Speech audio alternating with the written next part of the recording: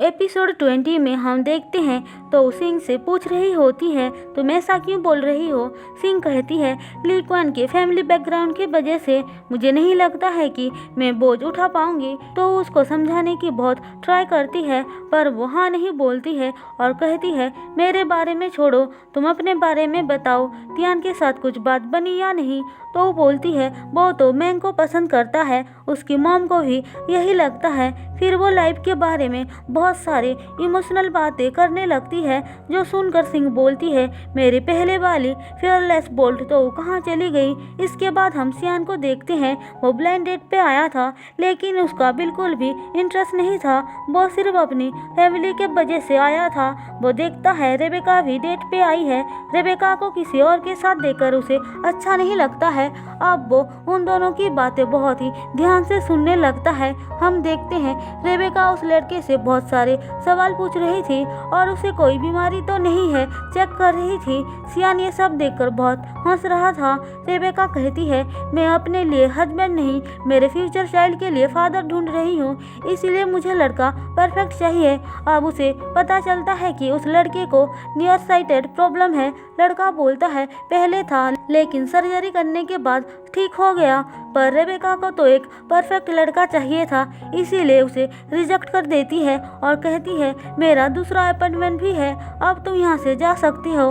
अब वो लड़का गुस्से में वहाँ से चला जाता है, जो देखकर सियान बहुत हंसता है और उसके साथ आई हुई लड़की को बोलता है, तुम्हारे लिए मैं परफेक्ट हस्बैंड नहीं बन सकता हूँ। फिर वो रेबेका के पास चला जाता है। इसके बाद हम तो तियान और बाकी लोगों को देखते हैं, वो सब एक जंगल में कुछ कीमती प्लांट्स को ढूंढने आए थे। वहीं दूसरी तरफ सियान रेबेका के पास आकर बोलता है, तुम्हारा नेक्स्ट डेट अभी तक नहीं आया है तो तुम मुझे एक चांस क्यों नहीं देती हो। रेबेका उसे देखकर पूछती है, तुम यहाँ पे क्या करने आए हो, जो तुम करने आई हो वही। रेबेका कहती है, मुझे यकीन नहीं हो रहा है कि तुम्हारे जैसा लड़का ब्लाइंड डेट पे आया है। सियान बोलता है, मुझे शादी के लिए कोई जल्दी नहीं है, मेरे पेरेंट्स मुझ पे प्रेशर डाल रहे हैं, लेकिन तुम खुद को देखो, ब्लाइंड डेट पे आने के लिए पीसीएम क्लास छोड़कर आई हो, क्या तुम्हें सच में शादी की इतनी जल्दी है। रेबेका बोलती है, क्लास वेट भी कर सकता है, सीखने के लिए तो पूरी लाइफ पड़ी है, ये मेरे लिए अर्जेंट है, मुझे एक ब्लड रिलेटिव चाहिए। सियान उसकी बातें सुनकर हंसता है और कहता है, तुम अभी तक 30 के भी नहीं हुई हो, तुम मुझे डिस्टर्ब मत करो और यहाँ से चले जाओ। सियान एक पेपर उठाकर बोलता है, मुझे भी तो देखने दो तुम्हें कैसा हस्बैंड चाहिए। फिर वो सब कुछ अच्छे से रीड करके बोलता है, ये सारी क्वालिटीज तो मुझ में है, तुम मुझे एक चांस क्यों नहीं देती हो। पर रेबेका साफ साफ मना कर देती है, जो सुनकर सियान बोलता है, क्यों नहीं, मैं हेल्दी हूँ और कोई बैड हैबिट्स भी नहीं है। रेबेका कहती है, तुम्हारा वर्क कंडीशन सुटेबल नहीं है, अगर तुम मेरे साथ रहना चाहते हो तो तुम्हें अपना जॉब छोड़ना पड़ेगा।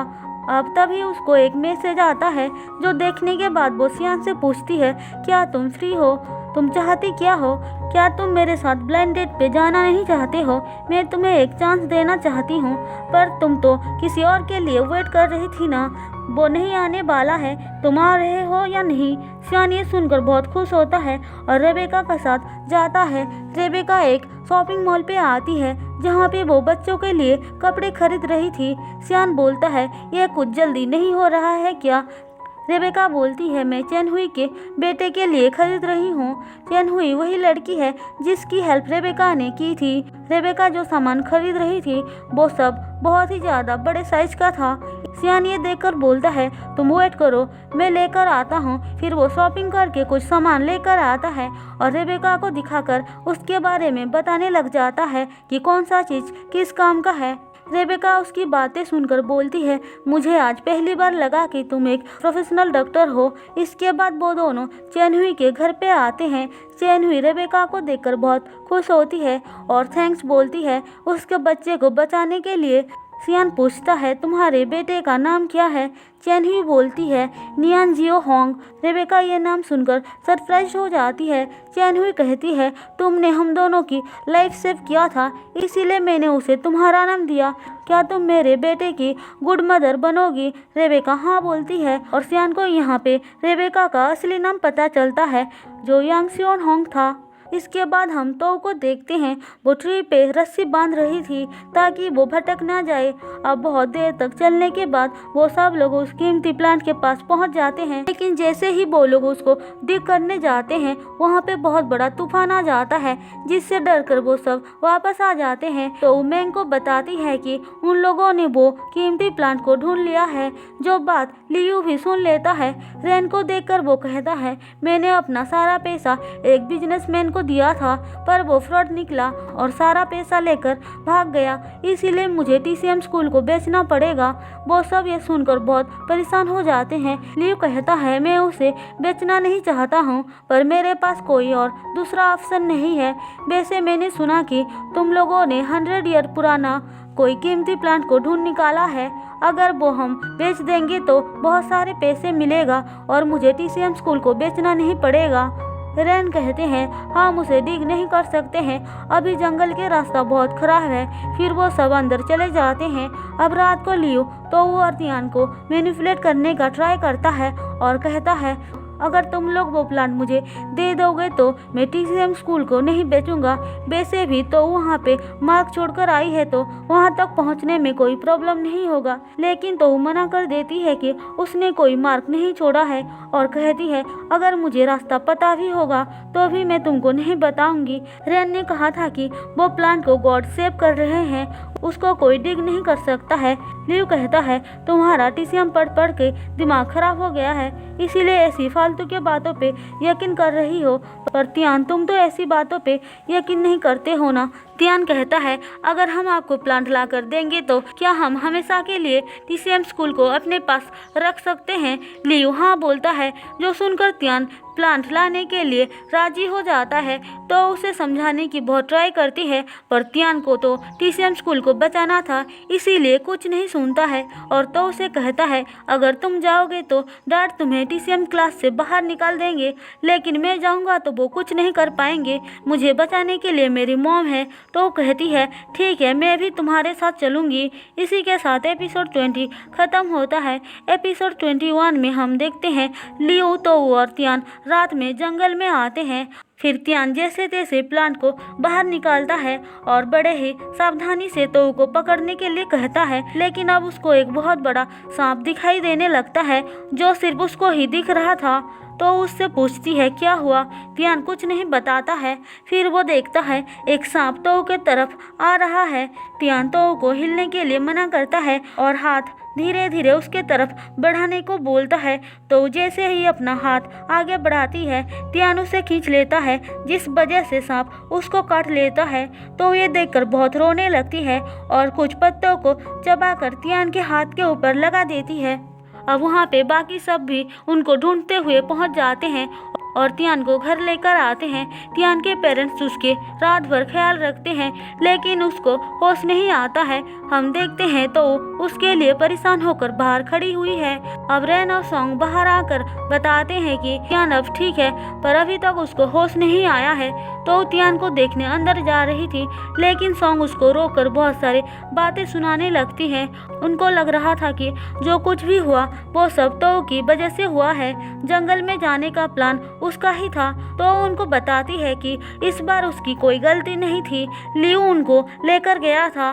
पर सॉन्ग बहुत ज़्यादा गुस्से में थी, इसीलिए उसकी बात नहीं सुनती है और उसको वहाँ से चले जाने के लिए बोलती है। रेन भी यही बोलते हैं, तो उनके सामने बहुत रोती गिड़गिड़ाती है, पर वो कुछ नहीं सुनते हैं और लीक्वान को तो के साथ भेज देते हैं उसे छोड़कर आने के लिए।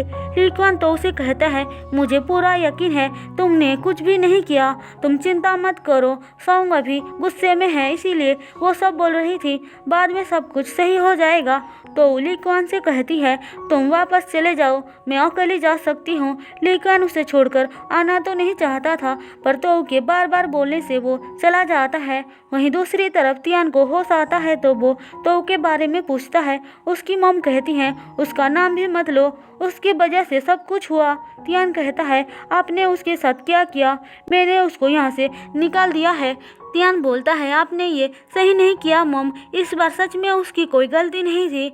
मैंने ही लियू को प्लांट देने के लिए प्रॉमिस किया था और जंगल में जाने के लिए मान गया था, तो मुझे मना कर रही थी, पर मेरे ना मानने के वजह से वो भी मेरे साथ गई थी। सॉन्ग सच्चाई जानने के बाद बहुत ज़्यादा गिल्टी फील करती है।